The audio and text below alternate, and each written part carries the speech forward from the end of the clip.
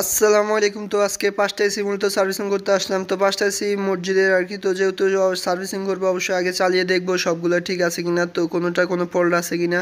তো দেখতেছিলাম 4টা কুলিং ভালোই আসতেছিল, কিন্তু একটা কুলিং আসতেছিল না। পরবর্তী আউটডোরে গিয়ে দেখলাম যে গ্যাস লক করা, মানে এলিঙ্কি লক করা, গ্যাস পাই নেই। তো আমাদেরকে এই বিষয়ে কেউ কোনো অবগত করে নাই। যাই হোক, যেহেতু সার্ভিসিং করবো অবশ্যই সবগুলো কাভার খুলতেছিলাম। তো দেখতে পাচ্ছেন ময়লা জমে ফিল্টারগুলো একবারে ব্লক হয়ে আছে, যার কারণে অবশ্যই কুলিং কম আসবে এবং কি কারেন্ট বিল বেশি আসবে। যাই হোক, আমরা যে জায়গাটা ছিলাম এলিঙ্কি লক করা, আসলে এলিঙ্কি লক করা থাকলে মূল সমস্যা হতে পারতো, কম্প্রেসারটা জ্বলে যেতে পারতো বা কম্প্রেসারের পাম্পের সমস্যা হতে পারতো। এটা আসলে মসজিদ কমিটি আমাদেরকে অবগত করার দরকার ছিল, কারণ এই যে বা বলতে পারতো যে এসিটারে ফল্ট আছে বা কোনো সমস্যা আছে। কারণ এখানে টেকনিশিয়ানের দোষ বলতে হয়তো টেকনিশিয়ান আসে নাই, হয়তো ফোন ধরানো হতে পারে, আই ডোন্ট নট শিওর। কিন্তু আমরা আমাদের মতো করে কাজটা কমপ্লিট করলাম আর কি। আলহামদুলিল্লাহ কাজগুলো সবগুলো কমপ্লিট করা হলো।